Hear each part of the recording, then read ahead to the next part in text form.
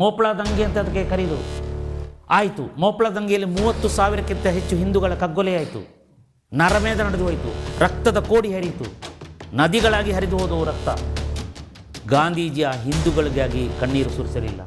ದೀಪಾವಳಿ ದಿನ ಮೇಲುಕೋಟೆ ಇದೆ, ದೇವಸ್ಥಾನ ಇದೆಯಲ್ಲ, 700 ಜನ ಅಯ್ಯಂಗಾರ್ ಬ್ರಾಹ್ಮಿಣ್ಸರನ್ನು ಒಂದೇ ದಿನ ನರಕ ಚತುರ್ಥಿ ದಿನ ಮರಕ್ಕೆ ನೇತಾಕಿಸ್ತಾರೆ.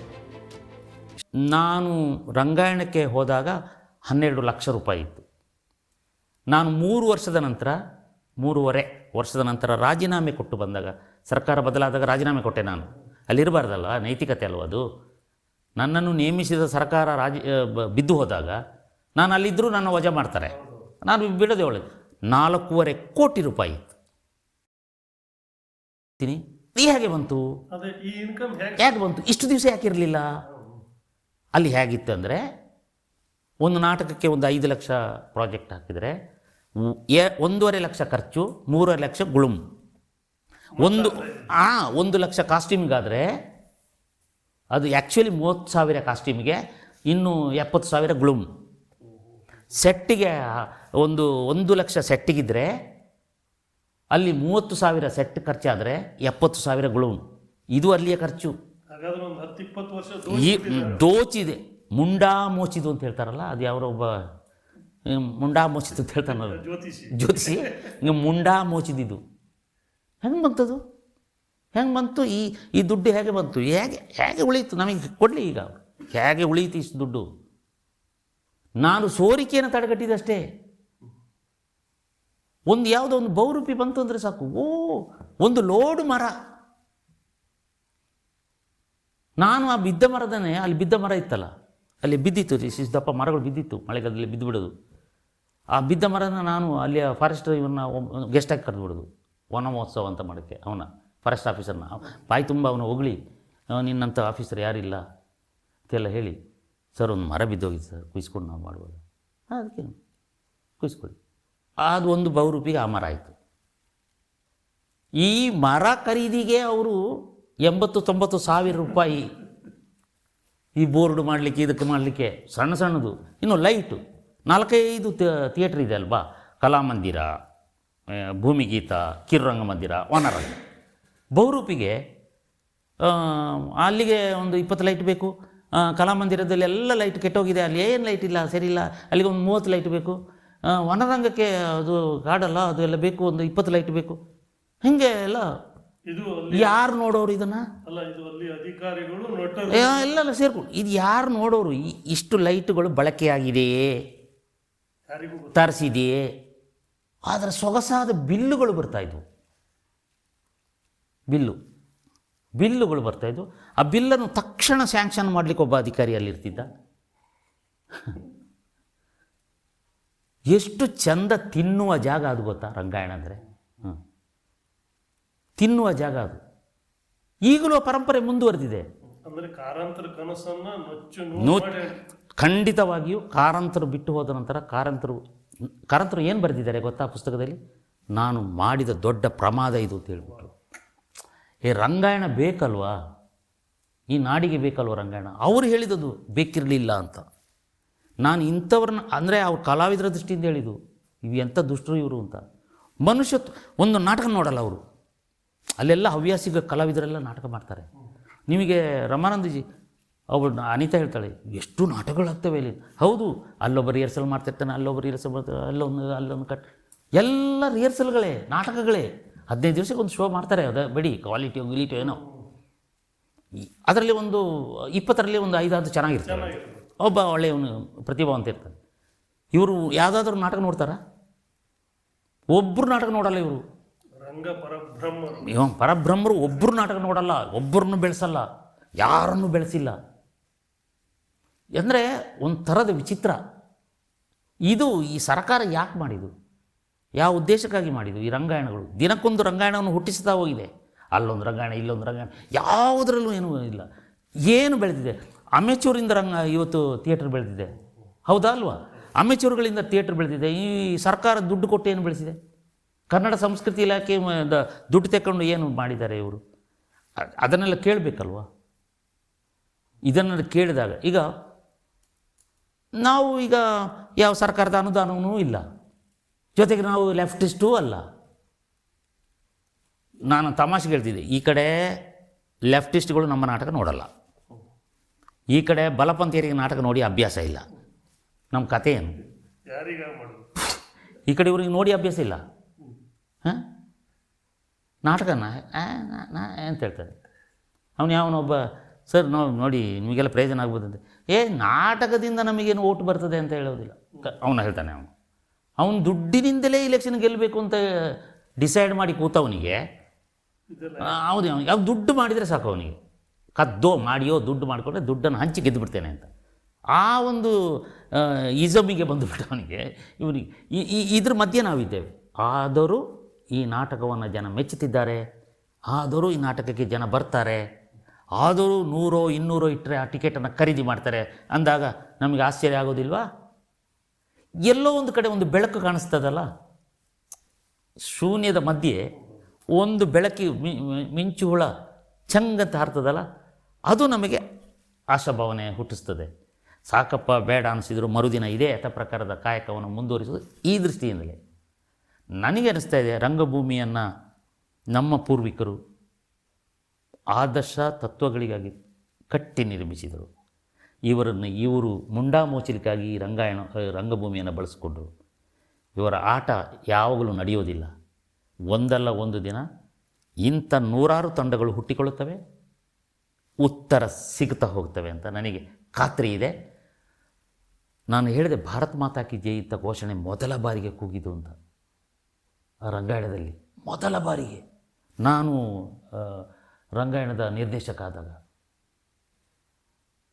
ಬಂದ ಜನ ಇದ್ದಕ್ಕಿದ್ದಾಗೆ ಭಾರತ್ ಮಾತಾ ಕಿ ಜೈ ಅಂತ ಘೋಷಣೆ ಕೂಗಿದರು. ಕಾರಣ, ನಾನು ಇಟ್ಟ ಸಬ್ಜೆಕ್ಟಿನ ಹೆಸರು ರಾಷ್ಟ್ರೀಯತೆ. ಅಂಥ ಸಬ್ಜೆಕ್ಟೇ ಗೊತ್ತಿರಲಿಲ್ಲ ಅವರಿಗೆ. ಅದೆಂತಲೇ ಯಾಕೆ ಅಂತ ಕೇಳಿದ್ರು. ರಾಷ್ಟ್ರೀಯತೆ ಅಪ್ಪ, ನಮ್ಮ ಮಕ್ಕಳಿಗೆ ಗೊತ್ತಾಗಲಿ ಪಾಪದವಕ್ಕೆ.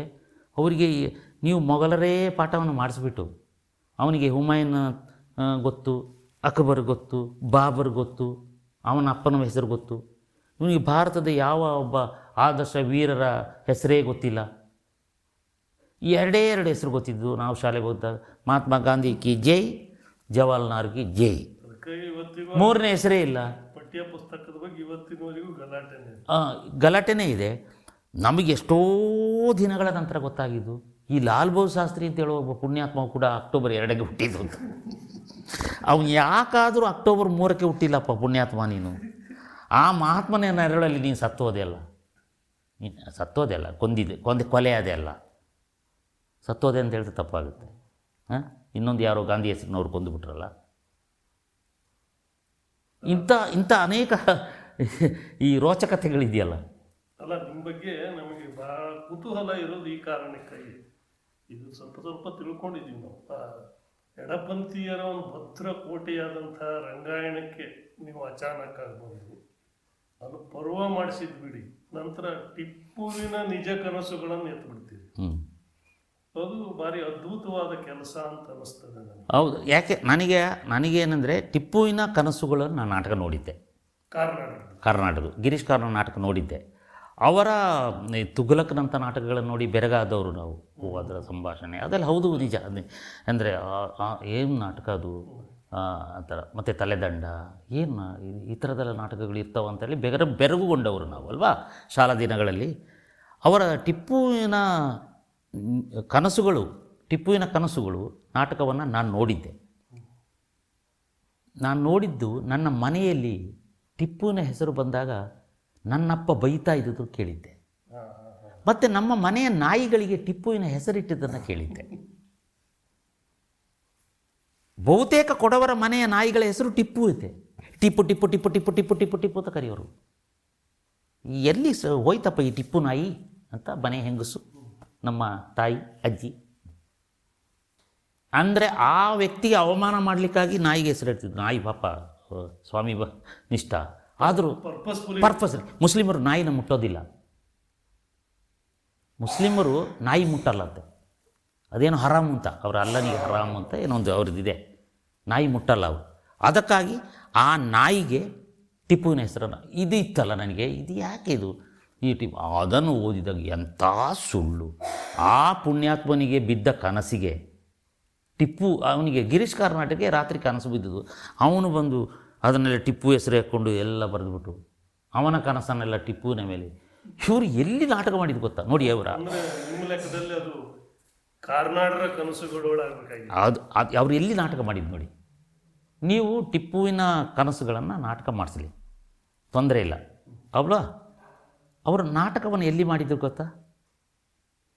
ಶ್ರೀರಂಗಪಟ್ಟಣದಲ್ಲಿ ಮಾಡಿಸ್ತಾರೆ, ಮುಸ್ಲಿಮರು ಇರುವ ಜಾಗದಲ್ಲಿ. ಅದರ ಉದ್ದೇಶ ಏನು ಹಾಗಾದರೆ? ಕಮ್ಯುನಲ್ ಯಾವುದು? ಕಮ್ಯುನಲ್ ಆಗ ಯಾವುದು ಕಮ್ಯುನಲ್? ಅದು ಕಮ್ಯುನಲ್ಲ, ಅವರ ಅವರ ಅವರ ಧೋರಣೆ ಕಮ್ಯುನಲ್ ಅಲ್ವಾ? ಇದಕ್ಕೆ ಉತ್ತರ ಕೊಡಬೇಕು ಅಂತ ಹೇಳಿ ನಾನು ಟಿಪ್ಪುವಿನ ನಿಜ ಕನಸುಗಳು ಮಾಡಿದೆ. ಟಿಪ್ಪುವಿನ ನಿಜ ಕನಸುಗಳಲ್ಲಿ ನಿಮಗೆ ನಾನು ಮೇಲ್ಕೋಟೆಗೆ ಹೋಗಿದ್ದೆ, ಇದು ತಿಳಿಬೇಕಲ್ವ. ಮೇಲುಕೋಟೆಯಲ್ಲಿ ಈ ಈ ಮಹಾರಾಣಿಗೆ ಇಬ್ಬರು ಅಯ್ಯಂಗಾರ್ಸ್ಗಳು, ಇಬ್ಬರು ಅಯ್ಯಂಗಾರ್, ಭಾಳ ತುಂಬ ಎಜುಕೇಟೆಡ್, ಇಂಗ್ಲೀಷ್ ಬಲ್ಲವರು ಆ ಕಾಲದಲ್ಲಿ. ಅವರು ಈ ರಾಣಿಗೆ ನಿಷ್ಠರಾಗಿದ್ದರು. ಅವರು ಬ್ರಿಟಿಷರೊಂದಿಗೆ ಸಂಪರ್ಕ ಸಾಧಿಸ್ತಾಯಿದ್ರು ಈ ಟಿಪ್ಪುವಿನಿಂದ ಕಳಿಸ್ಕೊಳ್ಬೇಕು ಅಂತ. ಈ ಕೋಪಕ್ಕೆ ಏನು ಮಾಡಿದ ಗೊತ್ತಾ ಅವನು? ದೀಪಾವಳಿ ದಿನ ಮೇಲುಕೋಟೆಯಲ್ಲಿ ಅವರು ಅಯ್ಯಂಗಾರಿ ಬ್ರಾಹ್ಮಿಣ್ಸ್, ಹಿಂಗೆ ನಮ್ಮ ಅಯ್ಯಂಗಾರಿ ಬ್ರಾಹ್ಮಿಣ್ಸ್ ಅವರು, ತಮಿಳ್ ಬ್ರಾಹ್ಮಿಣ್ಸ್ ಅವರು ಅವರ ಮಾತೃಭಾಷೆ ತಮಿಳ್. ಮೇಲುಕೋಟೆಯಲ್ಲಿ ಅವರೇ ಇದ್ದಾರೆ. ಮೇಲುಕೋಟೆ ಇದೆ, ದೇವಸ್ಥಾನ ಇದೆಯಲ್ಲ ಮೇಲುಕೋಟೆ, ಅದರ ಅರ್ಚಕರು ಅವರು.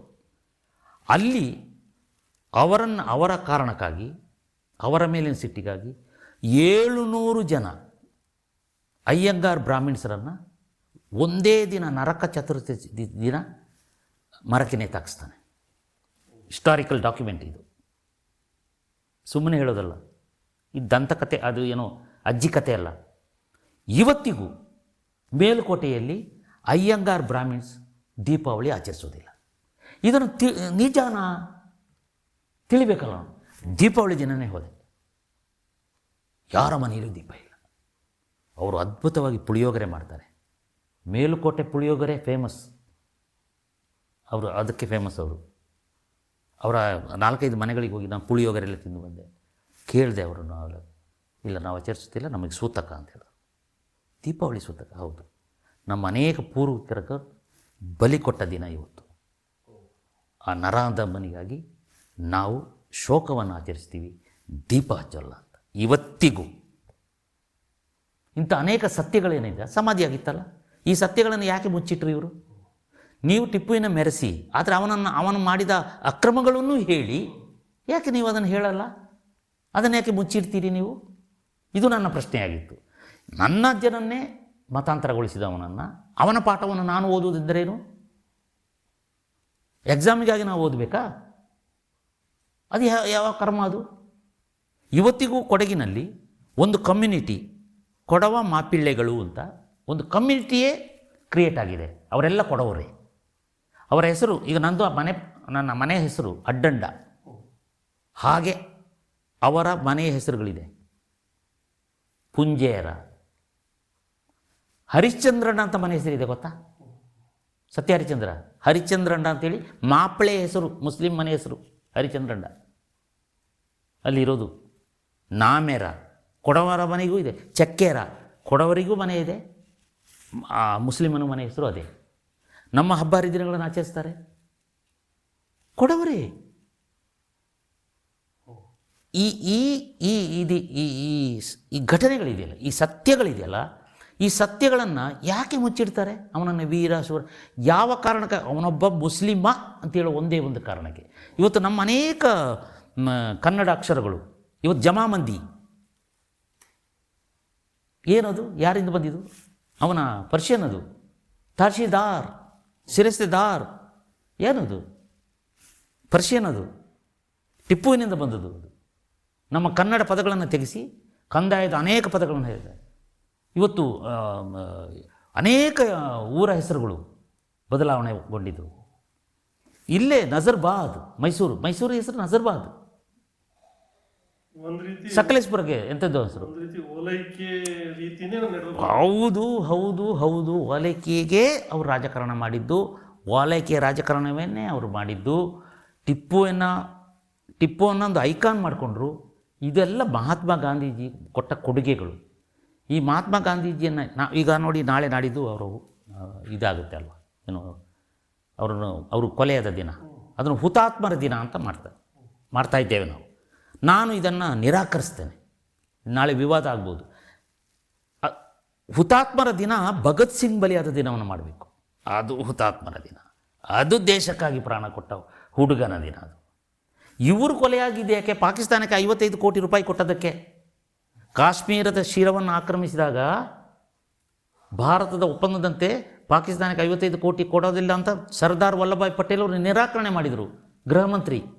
ಇಲ್ಲ, ಅವರು ಪಾಕಿಸ್ತಾನಿಗಳು ನಮ್ಮ ದೇಶವನ್ನು ಆಕ್ರಮಿಸಿದ್ದಾರೆ, ಈ ಸಂದರ್ಭದಲ್ಲಿ ನಾವು ಅವರಿಗೆ ಒಪ್ಪಂದದ ಪ್ರಕಾರ ಕೊಟ್ಟರೆ ಅದು ಅವರಿಗೆ ಹೆಲ್ಪ್ ಆಗುತ್ತೆ, ನಾವು ದುಡ್ಡು ಕೊಡೋದಿಲ್ಲ ಅಂತ ಸರ್ದಾರ್ ವಲ್ಲಭಾಯ್ ಪಟೇಲ್. ಈ ಮುದುಕ ಉಪವಾಸ ಕೂತ, ನೀವು ದುಡ್ಡು ಕೊಡಿ, ಇಲ್ಲದಿದ್ದರೆ ಸತ್ತೋಗ್ತೀನಿ.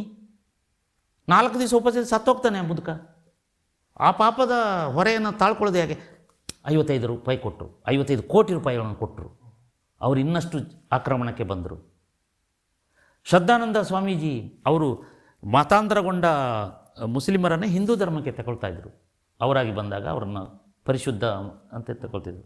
ಅವರನ್ನೊಬ್ಬ ರಶೀದ್ ಅಂತ ಹೇಳುವನು ಕೊಲೆ ಮಾಡಿದ. ಯಾರು?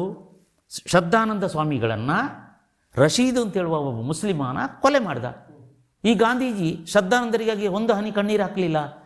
ಆ ರಶೀದ್ ನನ್ನ ಸಹೋದರ ಅಂತ ಹೇಳ್ತಾರೆ. ಆತ ಧರ್ಮಕ್ಕಾಗಿ ಆತನನ್ನು ಕೊಲೆ ಮಾಡಿದ ಅಂತ ಹೇಳ್ತಾರೆ, ಅದು ಬೇರೆ. ಇದು ಗಾಂಧಿ, ಈ ಹುತಾತ್ಮ ಗಾಂಧಿ. ಇದಷ್ಟು ಇತಿಹಾಸದ ದಾಖಲೆಗಳೇ ಇಲ್ಲ ಅಂತ ಹೇಳಿದ್ರೆ ಹೇಳಿ. ಯಾವನೋ ಒಬ್ಬ ಖಲೀಫಾ, ತುರ್ಕಿಯ ಖಲೀಫಾ ಅಲ್ಲಿ ಯಾವುದೋ ಒಂದು ಗಲಾಟೆಯಲ್ಲಿ ವಜಗೊಂಡ. ಅದು ಆ ಮ್ಯಾಟ್ರ್. ಅದನ್ನು ಈ ಗಾಂಧಿ ಇದ್ದಾನಲ್ಲ, ಯಾರು ಗಾಂಧಿ? ಮಹಾತ್ಮ ಗಾಂಧಿ. ಅವನು ಇಲ್ಲಿಯ ಮುಸಲ್ಮಾನರಿಗೆ ಹೇಳಿದ, ನೀವು ಆ ಖಲೀಫನಿಗಾಗಿ ನೀವು ಸ್ವಲ್ಪ ಕಣ್ಣೀರು ಹಾಕಬೇಕು. ಅದಕ್ಕೆ ಅದು ಖಲೀಫಾ ಚಳುವಳಿ, ಖಿಲಾಫತ್ ಚಳುವಳಿ. ಆ ಚಳುವಳಿಯ ಮೊದಲ ಅಧ್ಯಕ್ಷ ಯಾರು ಗೊತ್ತಾ? ಮಹಾತ್ಮ ಗಾಂಧಿ. ಡೆಲ್ಲಿಯಲ್ಲಿ ನಡೆದದ್ದು. ಇದು ದಾಖಲೆ, ಇದು ನಾನು ಬರೆದದಲ್ಲ. R.C. ಮುಜಮ್ದಾರ್ ಅಂತ ಹೇಳುವ ಇತಿಹಾಸಕಾರ ಸ್ವಾತಂತ್ರ್ಯ ಸಂಗ್ರಾಮ ಅಂತೇಳಿ 25 ವಾಲ್ಯೂಮ್ಗಳನ್ನು ಬರೆದಿದ್ದಾರೆ. ಅದನ್ನು ಭಾರತೀಯ ವಿದ್ಯಾಭವನ ಪ್ರಕಟ ಮಾಡಿದೆ. ಅದರಲ್ಲಿ 24ನೆಯ ಸಂಪುಟವನ್ನು ತೆರೆದು ನೋಡಿ, ಅದರಲ್ಲಿ ಇದೆ ಈ ದಾಖಲೆ.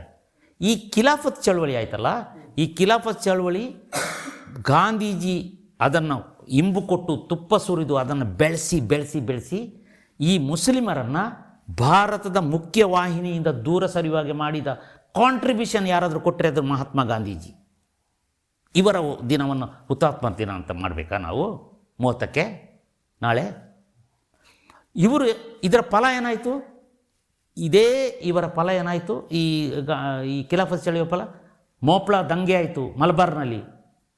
ಮೋಪ್ಲಾ ದಂಗೆಯಲ್ಲಿ 30,000ಕ್ಕಿಂತ ಹೆಚ್ಚು ಹಿಂದೂಗಳ ಕಗ್ಗೊಲೆ ಆಯಿತು. ಗರ್ಭಿಣಿಯರ ಹೊಟ್ಟೆಗಳನ್ನು ಬಗಿದು ಅವರ ಮಗುವನ್ನು ಕಿತ್ತೆಸಿದರು. ಈ ಖಡ್ಗದ ತುದಿಯಲ್ಲಿ ಈ ಹೊಟ್ಟೆಯಿಂದ ತೆಗೆದ ಮಗುವನ್ನು ಈಗ ಚುಚ್ಚಿಕೊಂಡು ಮೆರವಣಿಗೆ ಮಾಡಿದರು, ಅತ್ಯಾಚಾರ ಮಾಡಿದರು. ಇದು ಎಲ್ಲಿ ನಡೆದದ್ದು? ಇದು ಬೇರೆ ದೇಶದಲ್ಲ, ಕೊಡಗಿನ ಪಕ್ಕದ ಮಲಬಾರಿನಲ್ಲಿ ನಡೆದ ಘಟನೆ. ಮೋಪ್ಲಾ ದಂಗೆ ಅಂತ ಅದಕ್ಕೆ ಕರೆದು ಆಯಿತು. ಮೋಪ್ಲಾ ದಂಗೆಯಲ್ಲಿ 30,000ಕ್ಕಿಂತ ಹೆಚ್ಚು ಹಿಂದೂಗಳ ಕಗ್ಗೊಲೆ ಆಯಿತು. ನರಮೇಧ ನಡೆದು ಹೋಯಿತು. ರಕ್ತದ ಕೋಡಿ ಹರಿಯಿತು, ನದಿಗಳಾಗಿ ಹರಿದು ಹೋದವು ರಕ್ತ. ಗಾಂಧೀಜಿ ಆ ಹಿಂದೂಗಳಿಗಾಗಿ ಕಣ್ಣೀರು ಸುರಿಸಲಿಲ್ಲ. ಮೋಪ್ಲಾದವರು ಅವರ ಧರ್ಮಕ್ಕಾಗಿ ಹೋರಾಡಿದರು. ಪಾಪದವರು, ಕ್ಷಮಿಸಿ ಬಿಡಿ. 30,000 ಹಿಂದೂಗಳ ಕಗ್ಗೊಲೆಗೆ ಒಂದು ಹನಿ ರಕ್ತ ಬೀಳಬೇಕಾಗಿತ್ತು, ಒಂದು ಹನಿ ಕಣ್ಣೀರು ಬೀಳಲಿಲ್ಲ ಗಾಂಧಿದು. ಇವರನ್ನು ನಾವು ರಾಷ್ಟ್ರಪಿತ ಅಂತೇಳಿ ನಾನು ಹೇಳ್ತೀನಿ. ಭಾರತ ರಾಷ್ಟ್ರಪಿತ ಗಾಂಧೀಜಿ ಹುಟ್ಟಿದ ಮೇಲೆ ಮಾತ್ರ ನಮಗೆ ಒಬ್ಬ ಅಪ್ಪ ಸಿಕ್ಕಿದ ಭಾರತಕ್ಕೆ. ಅದರ ಮೊದಲು ಭಾರತ ಇರಲೇ ಇಲ್ವಾ? ಆಗ ಭರತ ಮುನಿ ಯಾರು? ಭರತ ವರ್ಷ ಯಾವುದು? ಭರತ ಖಂಡವೇ ಇರಲಿಲ್ವಾ?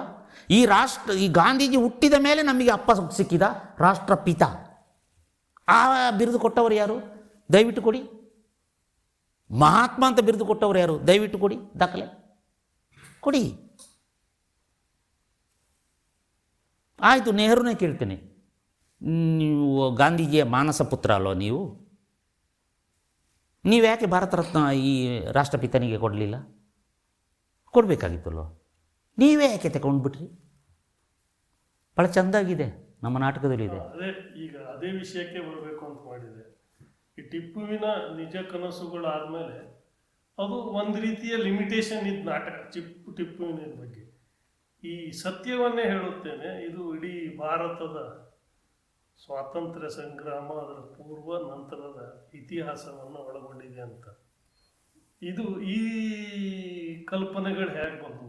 ನಾಟಕ ತುಂಬ ಚೆನ್ನಾಗಿ ಬಂದಿದೆ ಅಂತ ನಾವು ಕೇಳಿದ್ದೇವೆ. ಅದು ಏನಂದರೆ, ನಮಗೆ ನಮ್ಮ ಸಂಘ ಪರಿವಾರದ ಒಬ್ಬರು ಇದ್ದಾರೆ ಸ್ನೇಹಿತರು, ಅವರು ನಮ್ಮ ಒಬ್ಬರು ಒಂಥರ ನಮಗೆ ಮಾರ್ಗದರ್ಶಿಗಳು ಕೂಡ, ವಾದಿರಾಜ್ ಅಂತ ಇದ್ದಾರೆ. ಅವರು ಸುಮ್ಮನೆ ಒಂದು ಸರಿ ಬೆಂಗಳೂರಿನಲ್ಲಿ ಹೀಗೆ ಔಪಚಾರಿಕ ಮಾತಾಡಿದಾಗ ಹಾಗೆ ಅವರು ಸಿಟ್ಟಿನಲ್ಲಿ ಹೇಳಿದರು, ಸಿಟ್ಟಲ್ಲಿ ತಮಾಷೆ ಒಂಥರ ಉಡಾಫೆ ಥರ ಮಾತಾಡಿದರು.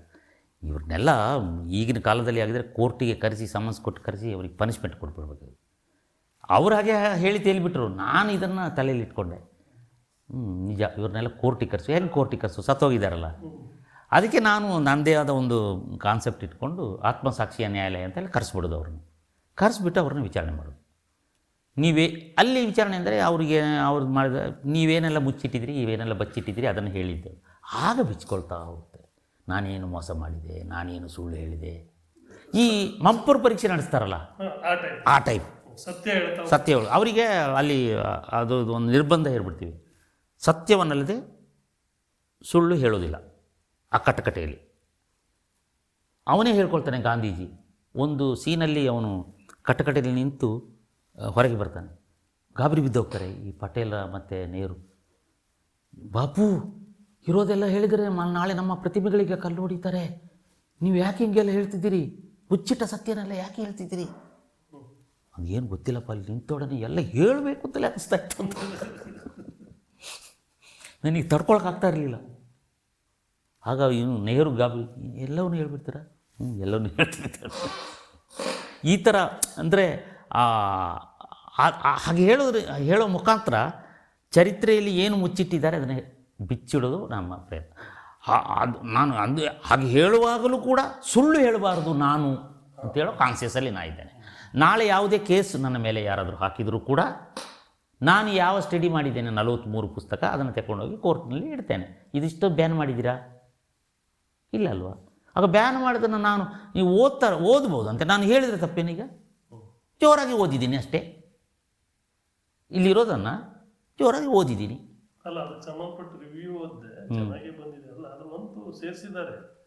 ಗಾಂಧೀಜಿ ಅವ್ರ ಬಗ್ಗೆ ಸ್ವಲ್ಪ ಜಾಸ್ತಿ ಹೇಳ್ದಂಗೆ ಇಲ್ಲ. ಅದು ಅಂದರೆ ನಾವು ಏನು ಹೇಳಿದ್ರಿ ಇಲ್ಲಿ ಜಾಸ್ತಿ ಏನು ಹೇಳಿಲ್ಲ. ಆ ಗಾಂಧೀಜಿಯ ಇದೆಯಲ್ಲ ಬಾಡಿ ಲ್ಯಾಂಗ್ವೇಜ್, ಅದು ಅವರಿಗೆ ಹಾಗೆ ಅನಿಸ್ತೆ. ಹೇ ರಾಮ್ ಅಂತ ಹೇಳೋದು, ಅಹಿಂಸಾ ಪರಮೋ ಧರ್ಮ ಅಂತ ಪದೇ ಪದೇ ಹೇಳೋದು. ಒಂದು ಸರಿ ಹೇಳಿ, 2 ಸರಿ ಹೇಳಿ, 3ನೇ ಸರಿ ಅಂತ ಹೇಳಿದಾಗ ಜನ ತನ್ನಿಷ್ಟಿಗೆ ನಗ್ಲಿಕ್ಕೆ ಪ್ರಾರಂಭ ಮಾಡಿದರು. ಕಳ್ಳ ನೋಡಿ ಸುಳ್ಳಿರ್ತಾನಲ್ಲ ಅಂತ. ಅದಕ್ಕೆ ಅದು ಅವರು ಅಂತ ಅಲ್ಲಿ ಒಂದು ವಿಲನ್ಜಿ ಶೇಡ್ ಬಂದಾಗಿದೆ. ಈ ನೆಹರುಗೆ ಮತ್ತು ಗಾಂಧಿಗೆ ಒಂದು ಖಳನಾಯಕರ ಒಂದು ಲೇಪನ ಬಂದಾಗಿದೆ ನಾಟಕದಲ್ಲಿ. ಹಾಗೆ ಬಂದು ಬಿಡ್ತದೆ. ನೀವು ಅಂಬೇಡ್ಕರ್ ಅವರ ಪ್ರಾಮಾಣಿಕತೆಯ ಮುಂದೆ, ಸುಭಾಷ್ ಚಂದ್ರ ಬೋಸರ ಸತ್ಯನಿಷ್ಠೆಯ ಮುಂದೆ, ಖಚಿತತೆಯ ಮುಂದೆ, ಸಾವರ್ಕರ್ರ ಒಂದು ಧೀರತ್ವದ ಮುಂದೆ ಇವರು ಕುಬ್ಜರಾಗಿ ಕಾಣ್ತಾರೆ, ಸಪ್ಪೆ ಕಂಡೇ ಕಾಣ್ತಾರೆ. ನಮ್ಮಲ್ಲೇನು ದೋಷ ಕಂಡಿರಿ ಅಂತ ಕೇಳ್ತಾರಲ್ಲ ಸುಭಾಷ್ ಚಂದ್ರ ಬೋಸ್, ಏನು ದೋಷ ಕಂಡಿರಿ? ಯಾಕಂದರೆ ಅವನು ಇವರ ಸಹಾಯದಿಂದಲೇ ಕಾಂಗ್ರೆಸ್ ಅಧ್ಯಕ್ಷರಾದವನು. ಮತ್ತು ಅವನ ಇಡೀ ಸಾವಿನ ಅವನ ಬದುಕಿನುದ್ದಕ್ಕೂ ಇವರು ಆಟ ಆಡಿದ್ರಲ್ಲ. ಅಂಬೇಡ್ಕರ್ದು ನೋಡಬೇಕು. ನನಗೆ ಈ ನಾಟಕದ ಮೂಲಕ ಒಂದು ಹೊಳವು ಸಿಕ್ಕಿದೆ. ಇಡೀ ನಮ್ಮ ಭಾರತದ ರಾಜಕಾರಣದಲ್ಲಿ ಅತ್ಯಂತ ಒಬ್ಬ ಶ್ರೇಷ್ಠ ನಾಯಕ ಯಾರಾದರೂ ಇದ್ದರೆ ಅದು ಡಾಕ್ಟರ್ ಬಾಬಾ ಸಾಹೇಬ್ ಅಂಬೇಡ್ಕರ್. ದಲಿತ ಅಂತ ಹೇಳೋ ಕಾರಣಕ್ಕೆ ನಾನು ಹೇಳ್ತಾ ಇಲ್ಲ, ಅದು ಬೇರೆ ಬಿಡಿ. JB ಮತ್ತು ಪುಸ್ತಕವನ್ನೇ ಓದಿದವರು ಸುಮ್ಮನೆ ಬೊಬ್ಬೆ ಹೊಡಿತಾ ಹೋಗ್ತಾರೆ. ಈ ಅಮಿತ್ ಶಾನ 2 ಲೈನ್ ಇಟ್ಕೊಂಡು ಡ್ಯಾನ್ಸ್ ಮಾಡ್ತಾ ಇದ್ದಾರಲ್ಲ ಅವರು. ನಾನೊಬ್ಬನ ಕೇಳಿದೆ, ದಲಿತ ಮುಖಂಡ, ಅಲ್ಲ ನೀ ಗೊತ್ತಿದೆ ಆದರೂ ಮಾಡ್ತೆ, ಯಾಕೆ ಬೇಕು ಈಗ ರಾಜಕೀಯಕ್ಕೆ? ಯಾಕೆಂದರೆ ಕಾಂಗ್ರೆಸ್ನವರು ಅಲ್ಲಿ ಕಾಸು ಕೊಟ್ಟಿರ್ತಾರೆ, ಕಾಂಗ್ರೆಸ್ನವರ ಫೀಡ್ ಇದೆ, ಅದಕ್ಕಾಗಿ ಅವ್ರು ಮಾಡ್ತಾರೆ ಅಂತ. ಅದು ಎಲ್ಲರಿಗೂ ಗೊತ್ತಿರೋದು, ಅವ್ರಿಗೆ ಗೊತ್ತಿದೆ ಅಂತೆ. ಅದು ಅಮಿತ್ ಶಾ ಅಂಬೇಡ್ಕರ್ನ ಅವಮಾನ ಮಾಡಿಲ್ಲ ಅಂತ, ಆದರೂ ಮಾಡ್ತೇವೆ ಅಂತ. ಇದಕ್ಕೆ ಏನು ನಮಗೆ ಉತ್ತರ ಇಡೀ ಯಾವುದೇ ನೀವು ಅಂಬೇಡ್ಕರ್ ಭಾಷಣಗಳನ್ನು ಓದಿ, ಅವನು ಬೌದ್ಧ ಧರ್ಮಕ್ಕೆ ಯಾಕೆ ಹೋದ, ಅದು ಒಂದು ಸಬ್ಜೆಕ್ಟ್, ಅದು ಡಿಬೇಟ್ ಮಾಡಬೇಕಾದ ಸಬ್ಜೆಕ್ಟ್. ಅದು ಬಿಟ್ಟರೆ ಬಾಬಾ ಸಾಹೇಬ್ ಅಂಬೇಡ್ಕರ್ ದೃಷ್ಟಿಕೋನ ಏನಿತ್ತು, ಬಾಬಾ ಸಾಹೇಬ್ ಅಂಬೇಡ್ಕರ್ ಏನು ಹೇಳ್ತಾಯಿದ್ರು ನೋಡಿ. ನಾನು ಈಗಲೂ ಹೇಳ್ತೇನೆ, ಅವರು ಏನು ಮೊನ್ನೆ ಬೆಳಗಾವಲ್ಲಿ ಸಿದ್ದರಾಮಯ್ಯ, ಈ DK ಶಿವಕುಮಾರ್ ಎಲ್ಲ ಇಟ್ಕೊಂಡು ಒಂದು 100ನೇ ವರ್ಷ ಅಂತ ಬೆಳಗಾವಿ ಅಧಿವೇಶನ 1924 ಬೆಳಗಾವಿಯಲ್ಲಿ ಗಾಂಧಿ ಅಧ್ಯಕ್ಷತೆಯಲ್ಲಿ ಅಧಿವೇಶನ ಆಯಿತು. ಅದಕ್ಕೆ ಆ 100ನೇ ಈಗ ಅದನ್ನು ನೆನಪು ಮಾಡ್ಕೊಳ್ಳೋಕ್ಕೆ ಪ್ರತಿಯೊಬ್ಬರಿಗೆ 500 ಕೊಟ್ಟು ಬಸ್ಸಲ್ಲಿ ಕರ್ಕೊಂಡ್ಬಂದಿದ್ದು ಅವರು. ಪಾಪ ಅವರು ಓತ ಬರುವಾಗಲೇ ಕುಡಿದ್ಬಿಟ್ಟಿದ್ದಾರೆ, ಆಯಿತಾ. ಗಾಂಧಿಯ ಆದರ್ಶಗಳಲ್ವಾ ಯಾವುದು, ಪಾನ ನಿಷೇಧ, ಅದರ ಉಲ್ಲಂಘನೆ ಫಸ್ಟು. ಹಣ ಕೊಟ್ಟು ಕರ್ಕೊಂಡು ಬರೋದಿದೆ, ಅದು 2ನೇ ಉಲ್ಲಂಘನೆ.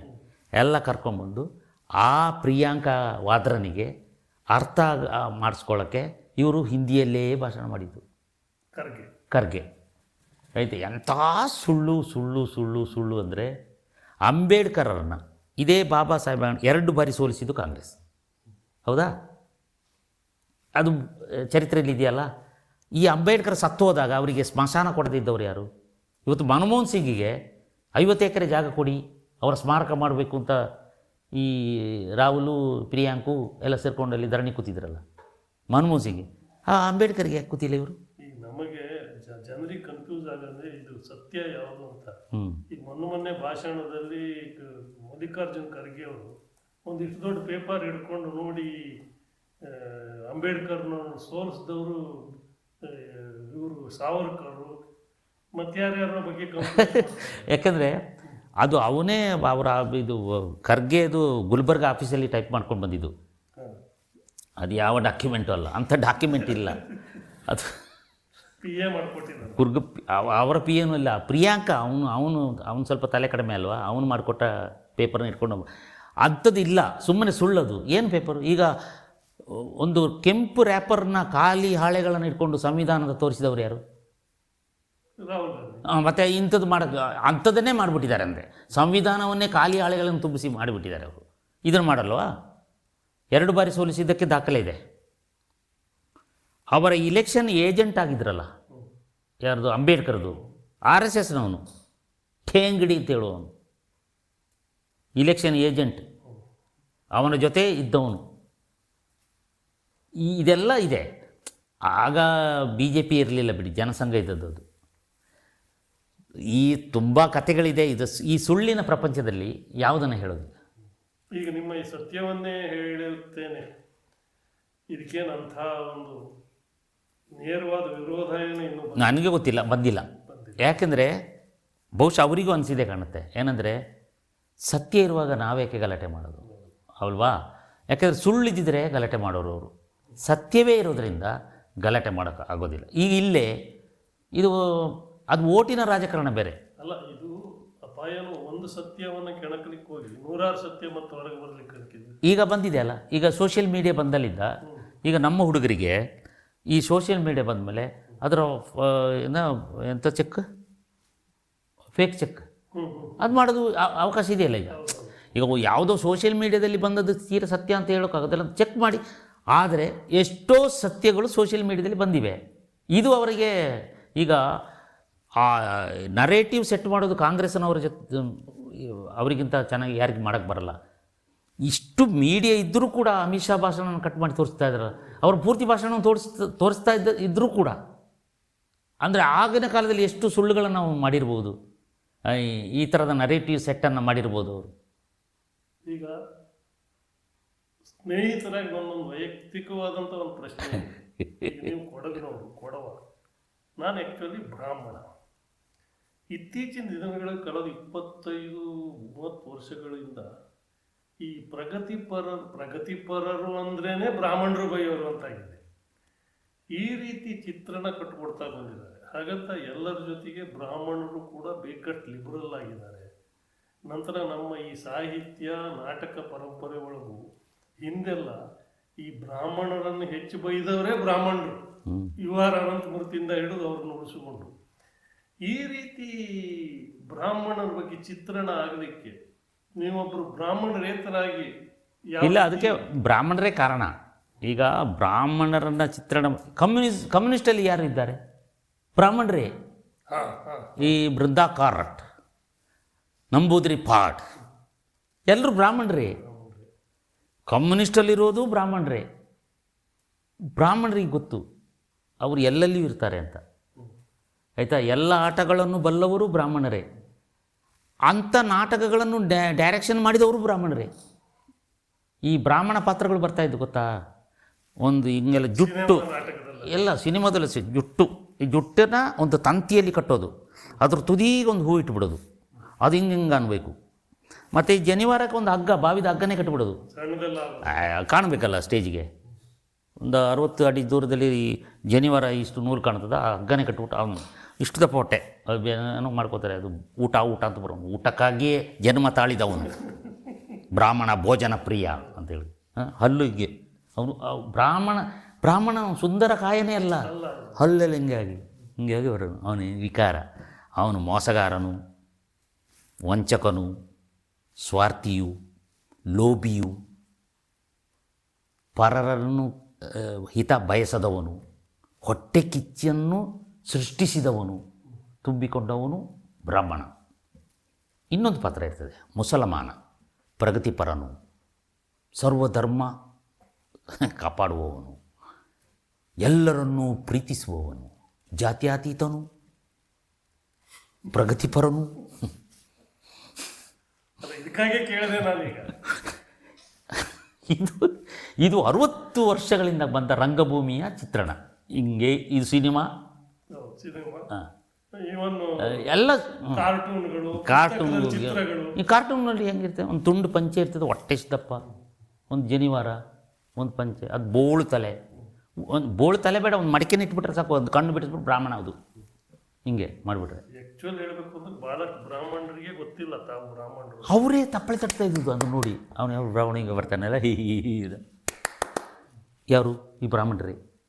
ಇದಕ್ಕೆ ಸಂಬಂಧಪಟ್ಟು ಒಂದು ನಿಮಿಷದ ಒಂದು ಕತೆ ಹೇಳ್ತೀನಿ. ನನ್ನ ತಂಗಿ ಬೆಂಗಳೂರಿನಲ್ಲಿ ಇರ್ತಾರೆ, ತಂಗಿ ಭಾವ. ಅವ್ರಿಗೆ 2 ಗಂಡು ಮಕ್ಕಳು. ಅವ್ರು ಅಲ್ಲೇ ಬೆಳೆದವರು. ಅವ್ರು ಒಂದ್ಸಲ ರಜೆಗೆ ಬಂದಾಗ ಇಲ್ಲಿ ನಮ್ಮ ಸಂಬಂಧಿಕರು ಹುಡುಗಂದೊಂದು ಕುಂಜಿ ಉಪನಯನ ಅಂತಾರಲ್ಲ, ಅದಕ್ಕೆ ಕರ್ಕೊಂಡು ಹೋಗಿದ್ವಿ.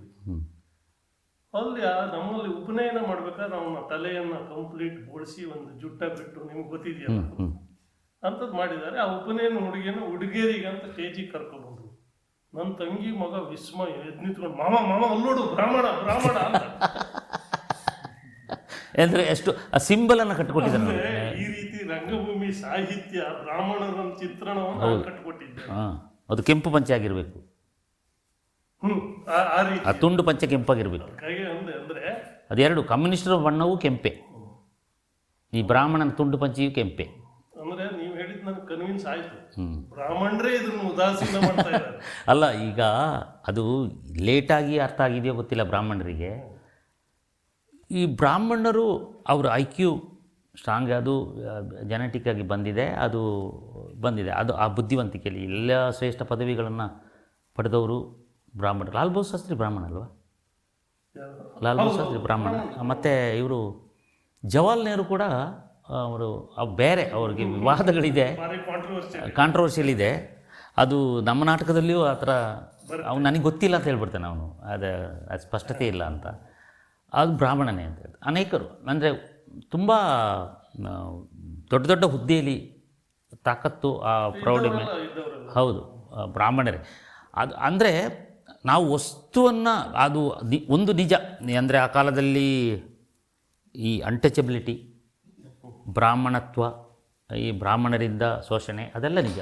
ಆದರೆ ಹೋಗಿದೆ ಅಲ್ವಾ, ಹೋಗಿದೆ. ಅದನ್ನು ಮತ್ತೆ ಅದನ್ನು ಬೆಳೆಸ್ತಾ ಹೋಗಬೇಕು ಅಂತ ಹೇಳುವ ಒಂದು ಇರಾದೆಯಲ್ಲಿ ಕೆಲವು ಜನರಿದ್ದಾರಲ್ಲ, ಅದನ್ನು ಬಂಡವಾಳ ಮಾಡ್ಕೊಂಡಿದ್ದಾರಲ್ಲ, ಅದ್ರ ಬಗ್ಗೆ ಅದು ಎಷ್ಟು ದಿನ ಅಂತ ಇದರಲ್ಲೇ ಸಾಯೋದೀಗ, ಎಷ್ಟು ದಿನ ಅಂತ. ಕೊನೆಗೊಂದು ದಿನ ನಾವು ಈ ಪರಿಧಿಯಿಂದ ಹೊರಬಂದು ವಾಸ್ತವವನ್ನು ನೋಡಬೇಕು ಅಂತ.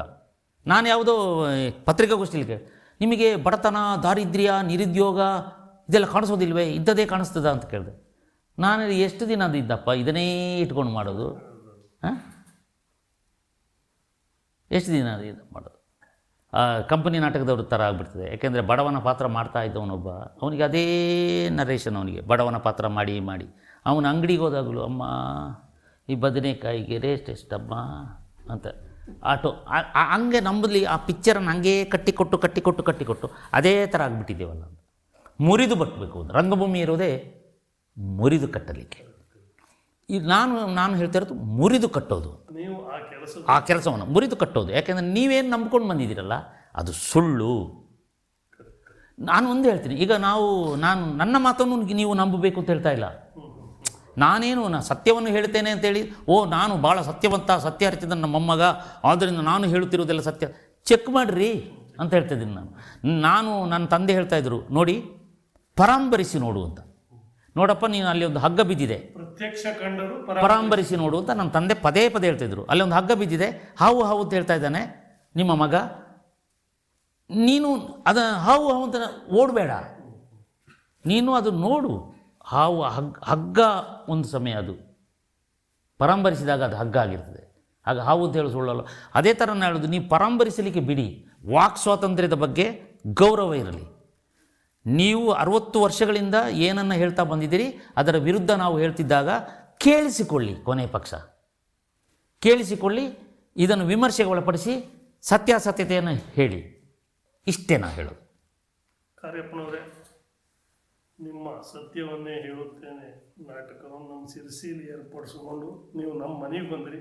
ಎಲ್ಲಕ್ಕಿಂತ ಮುಖ್ಯವಾಗಿ ಇಷ್ಟೊತ್ತು ಒಂದು ರೀತಿ ಆತ್ಮೀಯವಾಗಿ ಮಾತಾಡಿ. ಇಲ್ಲ, ನನಗೆ ಏನು ಗೊತ್ತಾ, ನನಗೆ ಐನಕೈ ಮೈನೆ ಅಂತ ಹೇಳೋದು, ಈಗ ನಾನು ನಿಮ್ಮ ಅಪ್ಪ ಇದಾಗ ಬರ್ತಾಯಿದೆ ಗೊತ್ತಾ.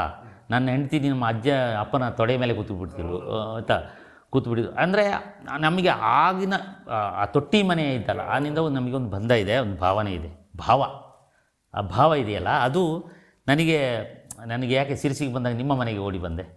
ಹಾಂ, ಈ ಸಂದರ್ಶನಕ್ಕಾಗಲ್ಲ, ನೀವು ಇದನ್ನು ಉಪಯೋಗಿಸ್ಕೊಂಡ್ರಿ, ಒಂದು ಮಾತುಕತೆ ನಡೆಸೋಣ ನಾವು, ಇದು 10 ಜನಕ್ಕೆ ತಿಳಿಯಲಿ ಅಂತ ಹೇಳೋ ದೃಷ್ಟಿಯಿಂದ ನೀವು ಮಾಡಿದಿರಿ. ಒಂಥರ ಖುಷಿ ನನಗೆ.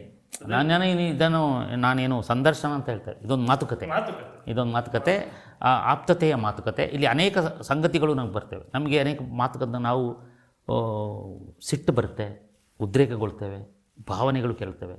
ಆದರೆ ಎಲ್ಲವೂ ಕೂಡ ನಾನು ನಮ್ಮ ನಿನಾಸಂ ರಂಗಾಯಣದ ಕಲಾವಿದರ ಬಗ್ಗೆ ಹೇಳಿದೆ. ನಾನು ಅವರಿಗೆ ಇನ್ನೊಮ್ಮೆ ಹೇಳ್ತೇನೆ, ರಿಟೈರ್ಡ್ ಆಗಿದ್ದೀರಲ್ಲ, ನಿಮ್ಮನ್ನು ನೀವು ಸಂತೈಸಿಕೊಳ್ಳಿ, ನಿಮ್ಮನ್ನು ನೀವು ಪರೀಕ್ಷೆಗೆ ಒಡ್ಡಿಕೊಳ್ಳಿ. ನಾನೆಷ್ಟು ದ್ರೋಹ ಮಾಡಿದೆ ಅಂತ ಹೇಳೋದನ್ನು ಕ್ರಾಸ್ ಚೆಕ್ ಮಾಡ್ಕೊಳ್ಳಿ ಅಂತ ಹೇಳೋದನ್ನು ಮತ್ತೊಮ್ಮೆ ಹೇಳ್ತೇನೆ. ಯಾಕೆಂದರೆ ನಾವು ರಂಗಭೂಮಿಯವರು ಅವರೇ ಹೇಳಿದಾರಲ್ಲ ಪ್ರತಿಭಟನೆಯ ಅಸ್ತ್ರ ಅಂತ. ನಾನು ಹೇಳ್ತೇನೆ, ರಂಗಭೂಮಿ ಪರೀಕ್ಷೆಯ ಅಸ್ತ್ರ ಅಲ್ವಾ.